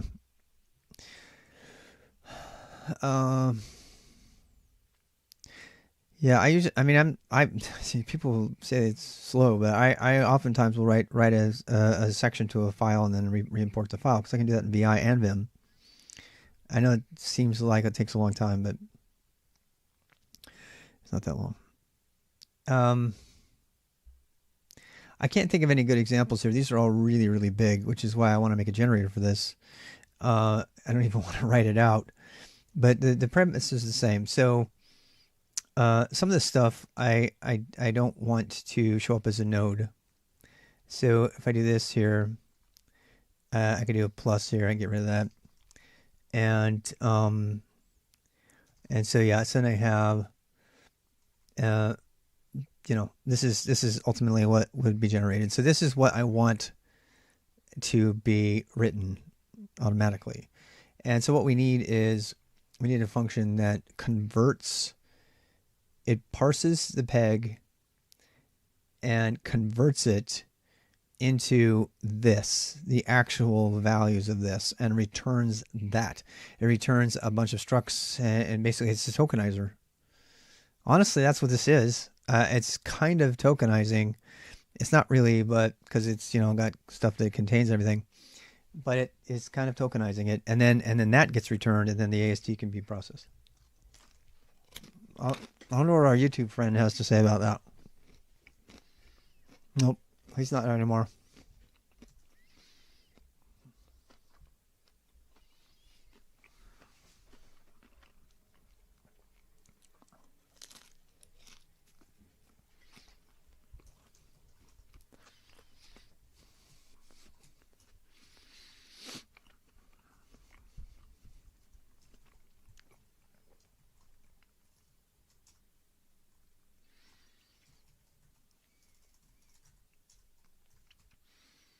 I mean, maybe we should say AST from. I kind of think we should set it.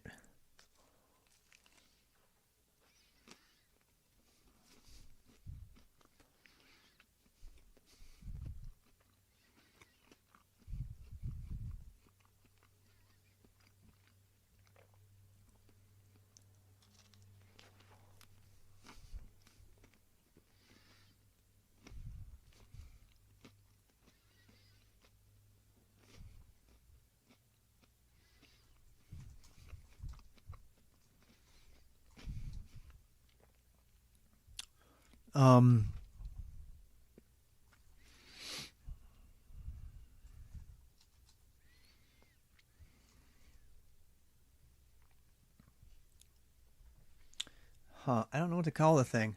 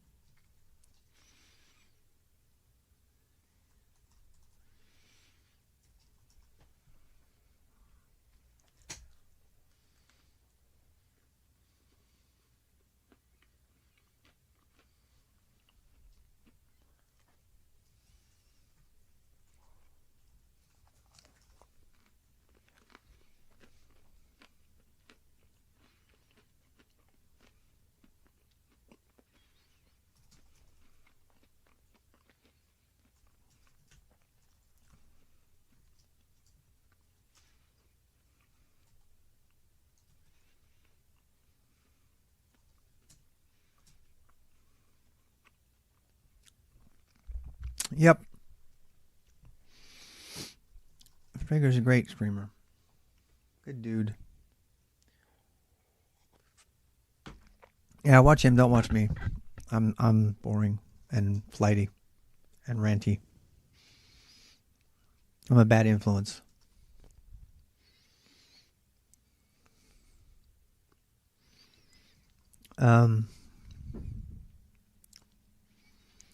All right, so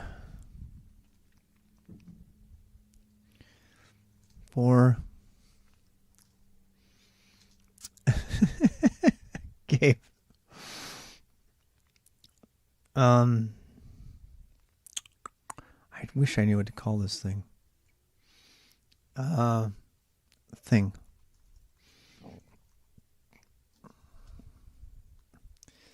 How about rule?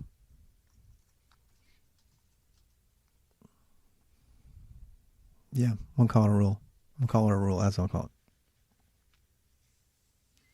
It's not really a rule, but whatever. No, it actually is a rule. Holy shit. Wait. I think I already have a name for this shit. I do. It's an expression. An expression is broken up down into rules. Pause, look, neg, look, and plain. It's a rule. That's all it is. It's just a rule. It's a rule. It's definitely a rule.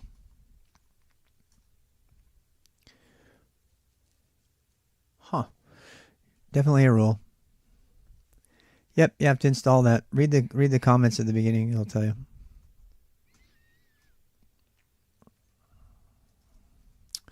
So a rule. A rule is what? Range over A.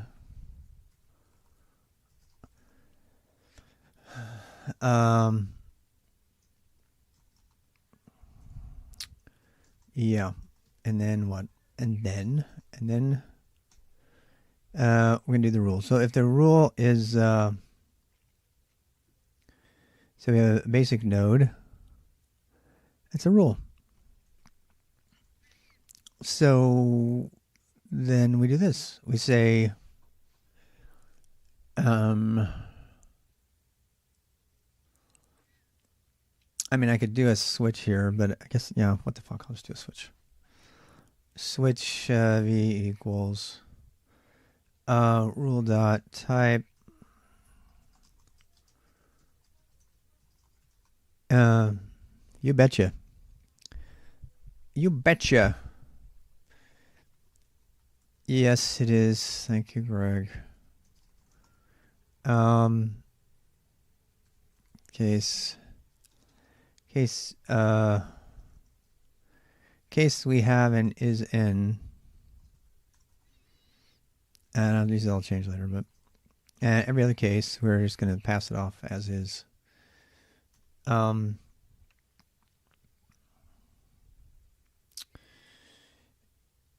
Mark, so we do m error, mark error, p dot expect v, and then what? And then I can do a lot of this stuff over here actually. Yeah, the difference is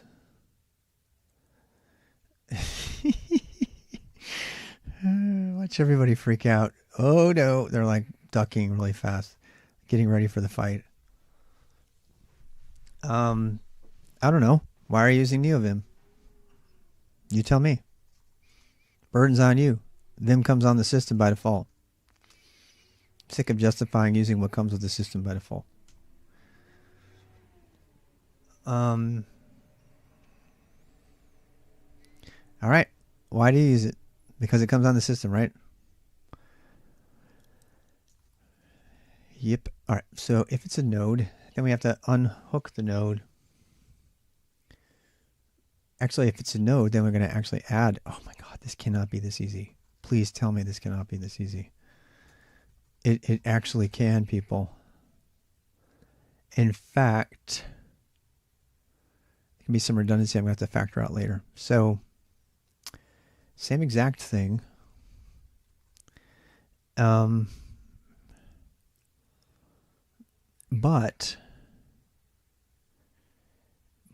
But then we do this. We say, well, first of all, it's only going to be one thing that's going to be processed, so we're going to have each other. So if I read from that, and then I say, if it's a node, then I'm going to go ahead and append the node.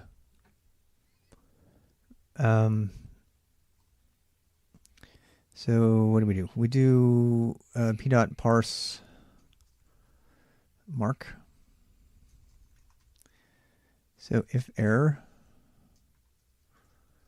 this is not equal nil. I guess we're done if we have an error, right? Return error. Yeah, we always fail on the first one, so that's good. Otherwise, we go ahead and parse the mark, and we make a new node. So the node's already been created for us. So make a tiny little one. Thank you, sir. And that'll be a nice verbose error. We've already taken care of that. And then right here, we're going to do, we have to parse out the stuff from the thing. So we're going to do a new node. So n equals new pagan node. Pagan.node. And this is all stuff from the other routines. It seems very familiar, actually. And then we do n.type.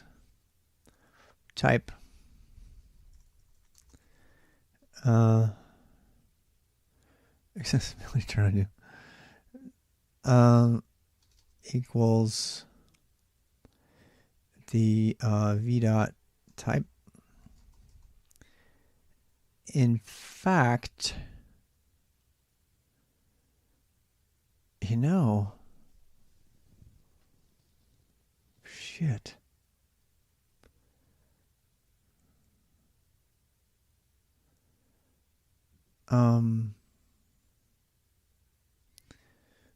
Wait. Can I actually do that? I can. Oh my god.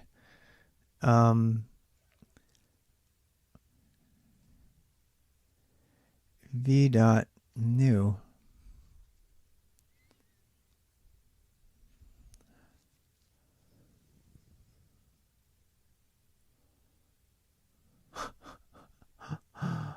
Oh my god, this is so cool.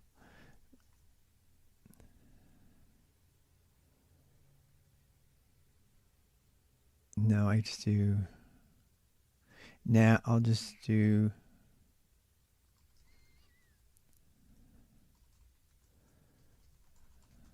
Yep.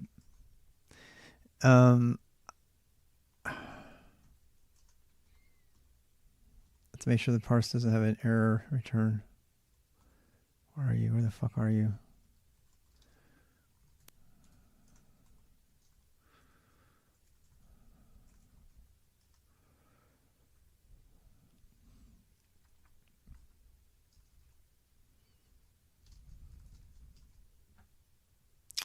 Yep, just parse the string. All right. So, okay, so.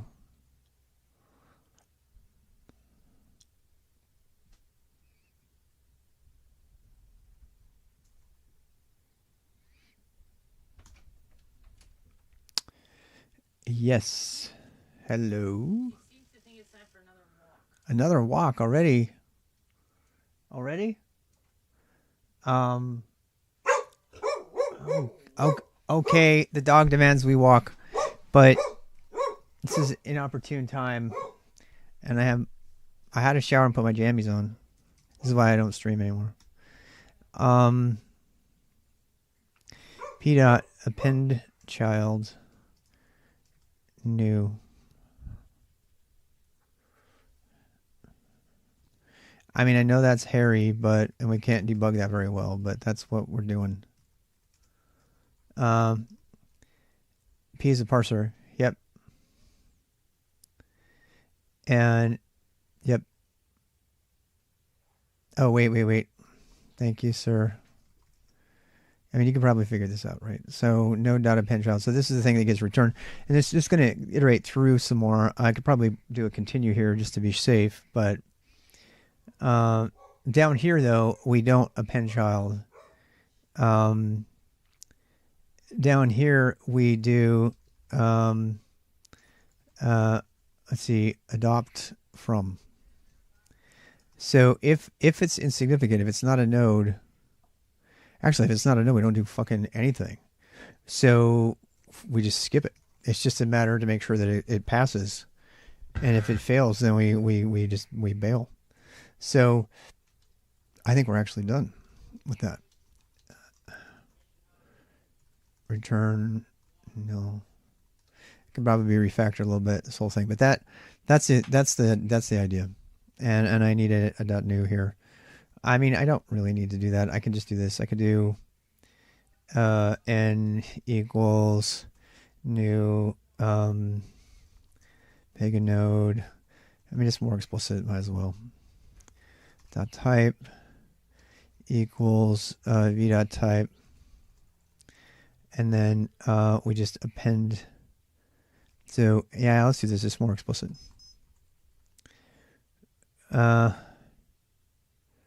You can do expect outside the switch. I probably could. Yeah, I thought about doing that. Definitely could.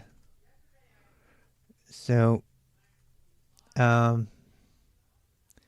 let's do that. And then we do this. We do the value equals p dot parse mark, which is always true. And then we just append the n. And this is literally the code that's in like hundreds, or it seems like hundreds, but it's more like dozens of. You think the error check too? Holy shit, we can. Yes, we can. Yes, we can. And the default is to not do anything, right? Actually, I don't need a default to do that. We're good to go. In fact, I really only just need one test. The only thing we want to append is if we do a type. I could do a type switch another way, but that's totally fine. Undefined v. Where is that? Oh, is it? Oh, wait. No, because the expect has its own casting, so we don't need to do anything. Oh, wait. No, we can't. You know why? Because I need to detect if it's a node and skip it. Fuck. Does that make sense? I need to do the detection to see if it's a node. Otherwise, I could definitely do that. Because if it's a node, I want to actually expect the thing that's in it. Oh shit! This is totally wrong. Actually, this is totally wrong. Totally wrong. I'm glad I caught that. So, we definitely do need a default. It's unfortunate, but it's true. Because it's wrong. Because again we have to unwrap the node, right? So if it's a node, then we're not expecting v. We're expecting v dot this, and that's the encapsulated node. This is the only thing the node structure is there for is to wrap something that's significant enough to add a node. That's the only reason it exists. So we need to unwrap it and expect the thing it contains. And in this case, we want to expect the actual thing. So there's probably some factoring to do there. I mean, if we could do actually this entire thing could be simplified if we could just do a detection on that one type and see if it's a node. That's like only one case where it would be different. I'm gonna go walk the dog. This is where I think, guys, I'll leave this on the screen if you want to study it. You know what? Maybe we should take a break. Do you want me to leave this up? Or I should probably just kill the stream for a while. Let you guys go rest. I know I'm not doing anything. I talk so much. You're good. Okay. I'm gonna go ahead and kill the stream then. But you get the idea, Greg, right? So, I mean, if you want to play around with converters that take a string of all of those rules, let's call them rules, and as pegin. So what we need is we need a pegin string to rules converter. That's what we need. And whether those rules be, we need two things. We need a converter that actually creates actual rules, and we need a converter that creates rules code, like the code that would be written into the auto-generated thing. So those two things need to be done.